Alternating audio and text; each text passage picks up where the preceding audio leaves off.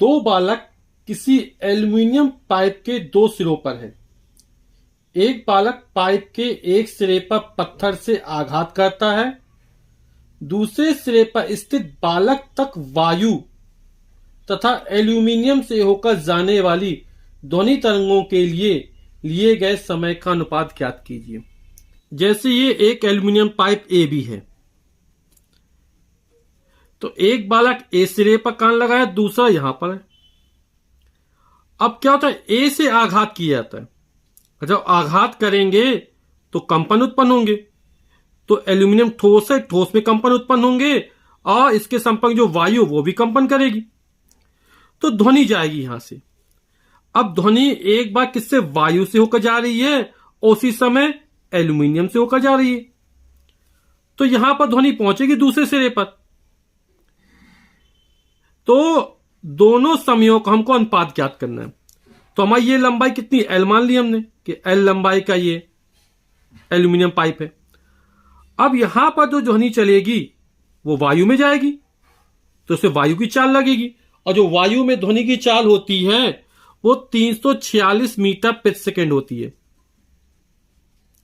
और ये हमने 25 डिग्री सेल्सियस पर लिए। तो समय निकालना है, समय बराबर होता है दूरी बटे चाल, तब निकल आएगा। अब जब इसमें आघात किया तो एल्यूमिनियम से भी होकर ध्वनि जाएगी। हम जानते हैं ध्वनि की चाल जो होती है वो ठोस में सबसे ज्यादा होती है और गैसों में सबसे कम होती है, तो इस ठोस से होकर भी ध्वनि जाएगी। तो हम जानते हैं, किताब में आंकड़ा दिया गया है कि 25 डिग्री सेल्सियस पर एल्यूमिनियम में ध्वनि की चाल जो होती है वो हमारी होती है 6420 मीटर प्रति सेकंड।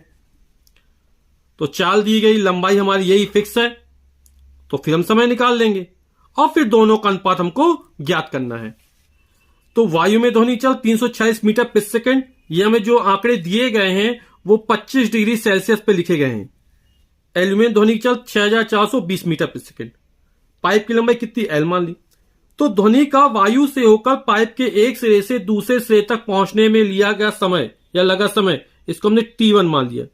तो समय बराबर होता है दूरी बटे चाल, यानी जो दूरी है वो लंबाई के बराबर हो जाएगी, यानी दूरी बटे चाल। और दूरी कितनी है, पाइप की जो लंबाई है, और पाइप की लंबाई कितनी है, एल है, और चाल कितनी है ध्वनि की, वो 346 मीटर प्रति सेकंड है। तो समय का मात्रक सेकंड, तो ये सेकंड निकल आएगा। इसी प्रकार एल्यूमिनियम से होकर ध्वनि को पाइप के एक सिरे से दूसरे सिरे तक पहुंचने में लगा समय, ये T2 मान लिया। तो T2 बराबर फिर दूरी बटे चाल हो जाएगा। दूरी यानी पाइप की लंबाई L और बटे चाल है वो 6420 है मीटर प्रति सेकंड। तो समय किस में निकलेगा, सेकंड में निकलेगा, क्योंकि मीटर से मीटर कैंसिल हो जाएगा। अब हमसे कह रहा अनुपात ज्ञात कीजिए। तो अनुपात में क्या करेंगे, पहले वाले लगे समय में दूसरे वाले लगे समय भाग कर देंगे, यानी T1 अपॉन T2 का मान हमको ज्ञात करना है। T1 का मान है L बटे 346, T2 का मान है L बटे 6420। जब बटे के नीचे बटे लगे हो तो बटे वाली संख्या पलटती ऊपर जाए गुणा हो जाता है, तो हो जाएगा L बटे 346, नीचे वाले को पलट देंगे, ये हो जाएगा 6420 बटे L। L से L कैंसिल हो जाएगा, तो ये हमारा आ जाएगा 6420 बटे 346। 2 से भाग कर देंगे, 2 तिया 6, 2 दूनी 4, 2 1 कम 2, 0 का 0 0, 2 1 कम 2, 1 बचा 2 सत्ते 14, 2 तिया 6। अभी कटेगा नहीं, तो 3210 में 173 का भाग कर देंगे। तो जब भाग करेंगे तो ये हमारा आएगा लगभग 18.55, चूंकि पूरा भाग दो बटे में 1 बचा रहेगा, यानी हम लिख सकते हैं T1 अनुपात T2 बराबर 18.55 अनुपात 1।